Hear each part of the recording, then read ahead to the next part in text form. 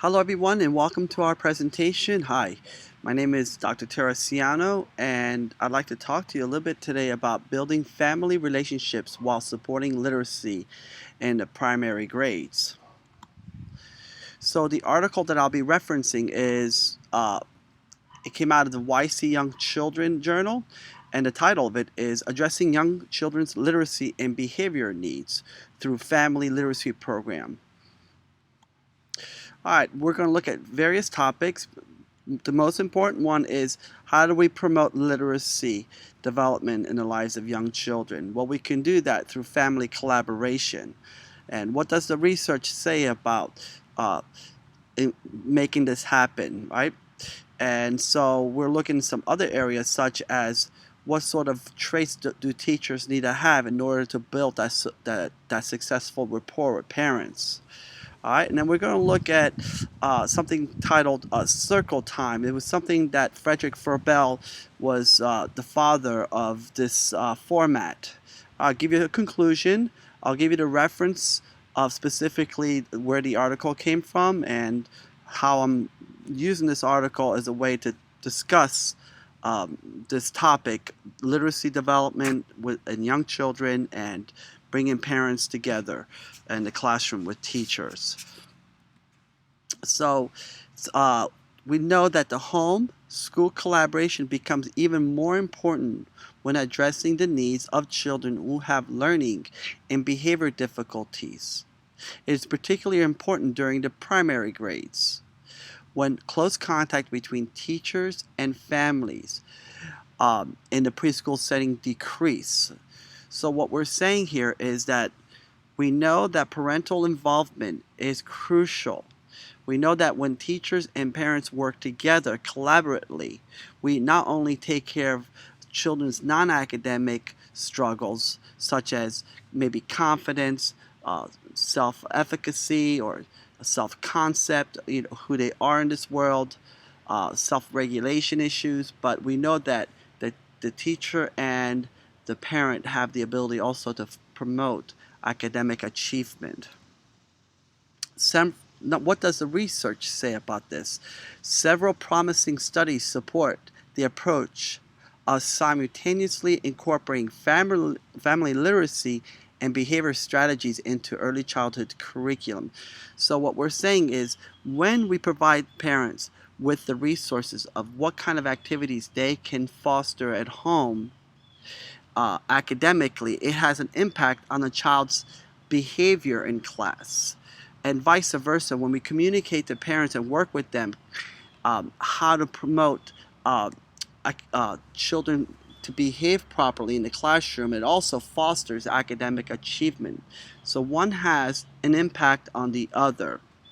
These studies found that children who participate in family literacy program improve not only in the areas of literacy but also self-regulation, social skills, and confidence. And we know that confidence is important because when children believe that they can do it, then they are more likely to participate. Or the social skills are important too because children have an ability to learn from others, from other children.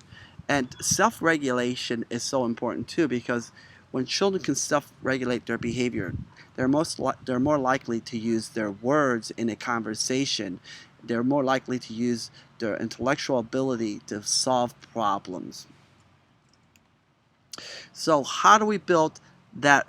What kind of relationship building resources? There are many ways that teachers can build that rapport with a parent, that relationship. And it could be a simple note home, or it could be maybe even a phone call home, or maybe it could be using a program like the Class Dojo, sending a quick statement to the parent that your job is spot on with what we're doing today in math. It could be also, we could use maybe a community liaison, and some schools do have them where they conduct home visits. Or it could be at the end of the day when the parent picks up the child. We can have that brief one moment of of providing that parent with some additional information of how the child's day went in the classroom. So these are different ways that we can build that relationship with the families. So how do we do that? Well, it says families are more likely to commit to participating in a program if they trust and a good relationship with their teacher. And this is so important. A trusting relationship not only benefits the child, right? But it benefits everyone. It benefits that the fact that the parent has the ability to say, I can communicate with this teacher, I trust this teacher, and then vice versa. The teacher can have, if the teacher has that with the parent, they're more likely to say, hey, you know what, we did a good job in math, but maybe in language and literacy today we struggled a little bit, or maybe today during the playground activity during recess, this is what happened. So trust goes a long way between everyone, and again, in the end, the children benefit the most when the teacher and the parent have that rapport with one another, a trusting relationship. So what does a program look like? Sessions attended by both families and children are a more effective delivery style for family literacy program. So maybe literacy night, maybe numeracy night, maybe uh, maybe some sort of activity that the parent has uh, early in the morning. Uh, all of this plays a part of fostering literacy development. If it has a part also in promoting the child to feel more confident, the child to build social skills, and the child to begin the journey to self-regulate during moments that they feel a little bit uncomfortable about what they're experiencing. Okay, sessions can be conducted on a variety of literacy topics, including developing concept of print, text selection, strategic activities, and so forth. So my thing is, if you're going to send a child home with a book, send home books that are authentic. So we're looking at authentic text, books that children find interesting, and books that parent and child can work together, maybe 3 to 5 minutes a few times each week.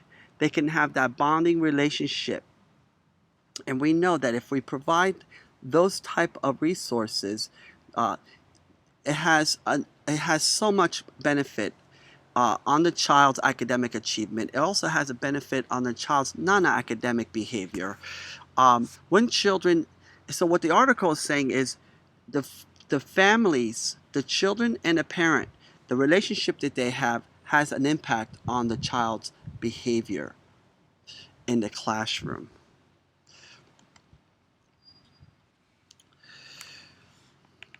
So what does this format look like? Well, we can talk to parents about how they can visit maybe a library, how parents can maybe attend some sort of workshop, or maybe ask parents to uh, engage in child and parent reading together. Or maybe today we're going to talk about circle time in this presentation. Group sessions, which can be conducted with several parents before or after school, are particularly effective settings in which to share strategies. So we can share with parents what they can do when they read to the child, maybe related to the vocabulary, maybe related to the fluency, how words connect and make sentences, and how sentences make paragraphs. Or maybe we can provide parents with resources of how, you know how literacy works, concept of print. That's what I'm thinking. Who the authors are and who the illustrators are, and where the front of the book is, the back of the book is, how we read from left to right. These sort of strategies. Teachers can demonstrate stimulating ways to share books with children and appropriate amount of support to give them. And that's something I just communicated to you about. All right, so let's look at scaffolding experiences, such as we're going to look at maybe providing parents with the opportunity to join us in the classroom during circle time. So what would circle time look like in a classroom with young children? Well, we could start with an hello song followed by a finger play song. And maybe we can have simple instruments such as an egg shaker. And we can't forget the importance of movement, whether we engage in maybe just standing up and uh, march to some sort of chant. So this is what basically I'm saying that the circle time could look like in a classroom. We can also have maybe some sort of recording in the background, and we can clap along with the recording again, or we can stand up and just move with the recording. Simple movement. And last but not least, we would have a goodbye song. So one such scaffolding experience that is particularly appropriate for group session is circle time with a rhyme or a song, right? Maybe Jack be nimble, maybe this old man, maybe 1, 2 buckle my shoe, right? When teachers use this approach in the school setting, children become familiar with words in the songs and rhymes and the nuances of sounds and words. So we are actually promoting phonological awareness when we are actively engaged in this sort of format, which is we're talking about circle time. So we can send home maybe a few rhymes every week. We can also send home maybe a Dr. Seuss book and have the parent read to the child maybe a book a week. And again, we're looking at about 3 to 5 minutes every other night or 2 or 3 times a week. And remember, children love to hear the same book over and over again. And well, what do we do during circle time? Well, we work with uh, nursery rhymes, and we work with chants. Like Jack be nimble, Jack be quick, Jack jumped over the candlestick. And in that format, we can actually clap while we're chanting, we can stand while we're chanting and moving, and we can actually jump when we say the word Jack jump over the candlestick. So this is some of the things that we can do during circle time with the nursery rhyme that we're using. Teachers can also host family activity night with games and sing-alongs. Learning songs, rhymes, and chants with others enable even the most reserved family member to feel confident using this approach. When we work together, we learn together. It's about working together, and we're most likely going to participate because it's a group effort. So in conclusion, we're not just talking about teaching music. We're talking about building literacy programs. We're talking about promoting self-regulation skills in the classroom for the child to self-regulate in the classroom, right? So we're looking at literacy. We're looking at self-regulate. We're looking at building that parent-teacher relationship. We can do all of this through circle time. We can do all this through some sort of appropriate program. Clearly, teachers have a positive attitude about music, but not to teach it for the sake of developing students' musical understanding of how, for example, to sing with a proper tone of voice or play a musical instrument alone or with others. It's about developing literacy skills. It's about developing that rapport with the family. It's about the families developing a stronger relationship with their child. Again, I'm referencing an article that came out of the YC Young Children. It was written in 2015, and it's titled Addressing Young Children's Literacy and Behavior Needs Through Family Literacy Program. So if you have any questions, or if you can always contact me where you find this resource. Thank you so much for your time. Bye-bye.